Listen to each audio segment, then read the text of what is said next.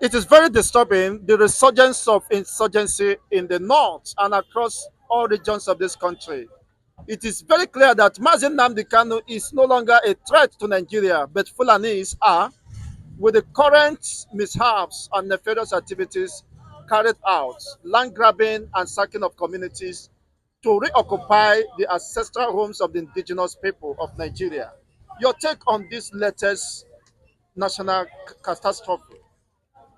Let me tell you that the Fulani started terrorizing the Nigerian state very day called 1804. This was the day they started the Fulani conquest, the Fulani jihadism, and ever since then they've never set back or lay down their tools or their weapons of war. Let me tell you, the Fulanis have always been the menace, the threat against the developmental strides that Nigeria should have recorded since the 1960s.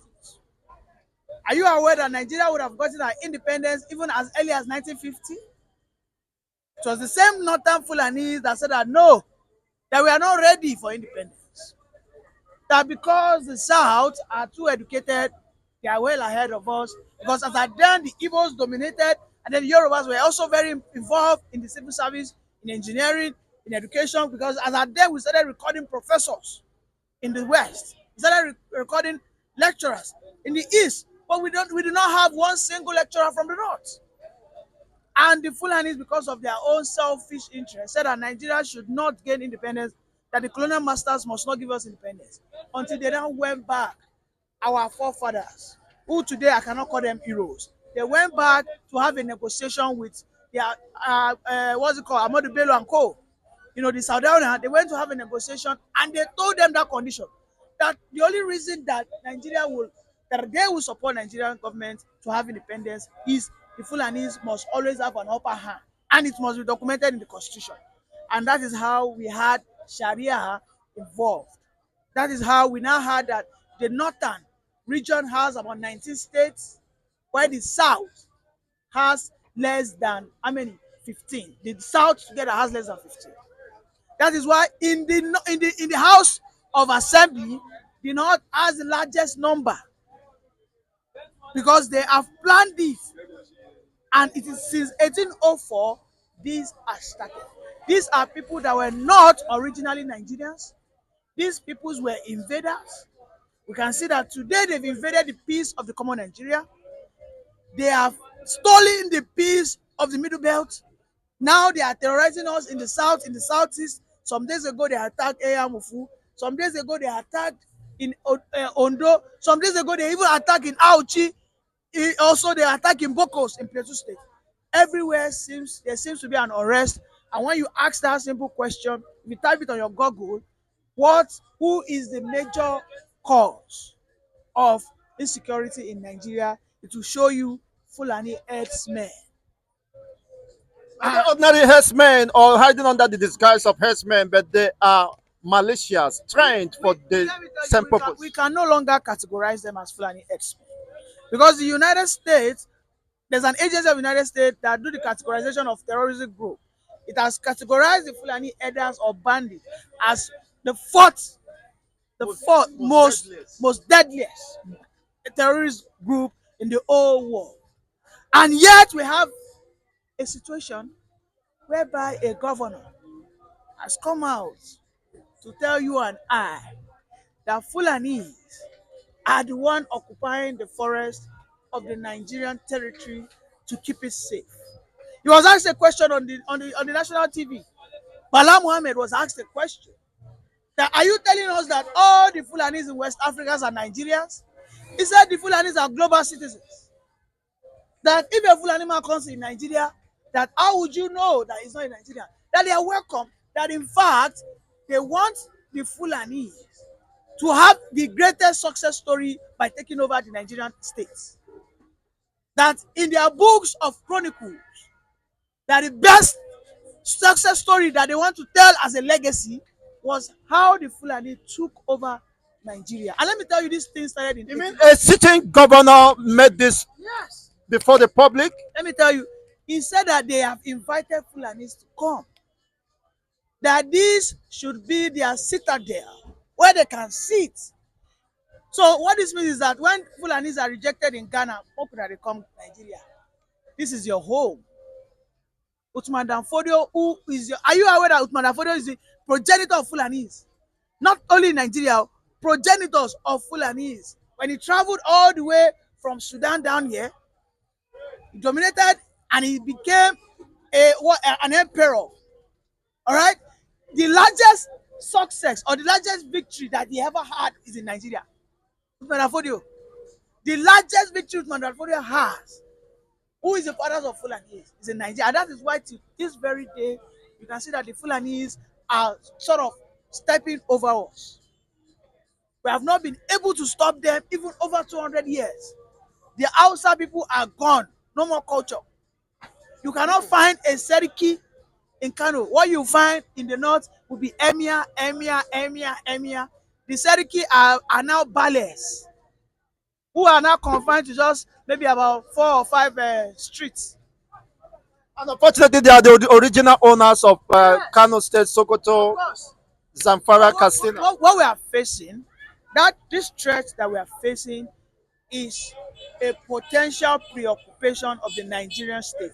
Nobody will be exempt.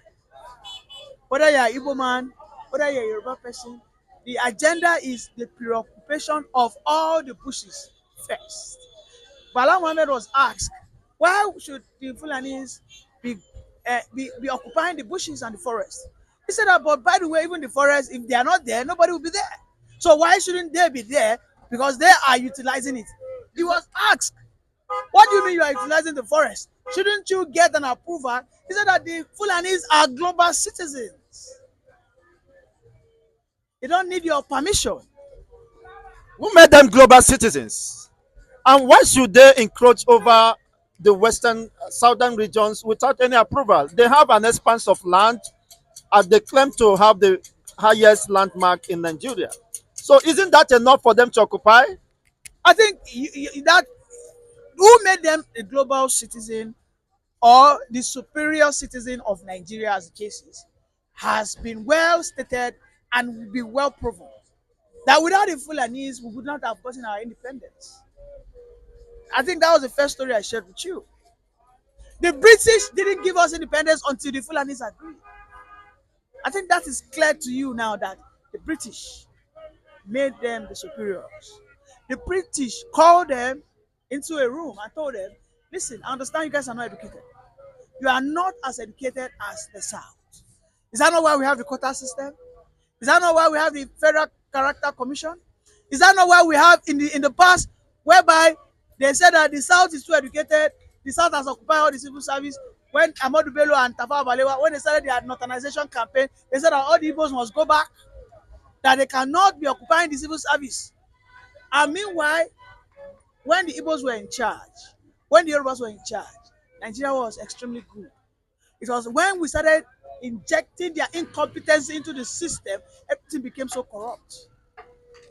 It is because of them that Mazi Nnamdi Kanu today is incarcerated unjustly. It is because of these same Fulanis. Bashir Ahmed, the former special advisor on media to Buhari, came out and said that anybody that seeks for the release or freedom of Mazi Nnamdi Kanu is an enemy of Nigeria. That tells you that Nigeria belongs to Fulani. Anything that does not suit Fulani, Nigeria will not work. When the Fulani are not satisfied with a decision that is to be taken, Fulani, Nigeria will stand still. Let us start from the pre-colonial era, the pre-independence era, then post-independence era. You look at the people that has ruled Nigeria the most, you know that it is Fulanese. Why are they not allowing Nigeria to be free? Because they are hegemonies, because they are oligarchs, because they are tyrants, because they are invaders, and because they want to fulfill that agenda that was set into motion by 1804. As at 1849, when Uthman Danfodio went his Waterloo in Middle Belt, when he was poisoned by the Middle Belt female warriors, then he died. That agenda has been reignited as at 2015.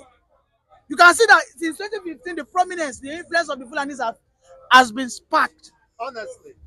No, between the period of 1999 to 2014, We never had issues of Fulanis. Exactly. In Nigeria. The very day Buhari came, and Buhari said that I will have the rural grazing area Ruga. He said I will have the rural grazing area, which is what Ruga. A female senator went to the Senate House and said that the Fulani man, his way of life, nobody can change it, and he has every right to rear his cattle, move his cattle across Nigeria because he's a citizen. Nobody can challenge him. They were asked, why should your cattle be encroaching people's farmland? You know what they said? They said that they are carrying out national projects. Do you understand what I mean? They said their cattle rearing is a federal government project, and they are federal government assets.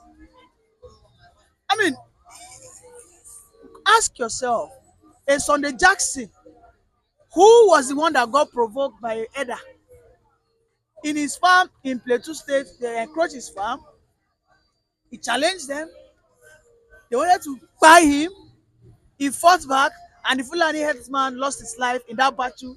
They have condemned Sunday Jackson to death by hanging. Somebody acting in self-defense of his inalienable But right to life.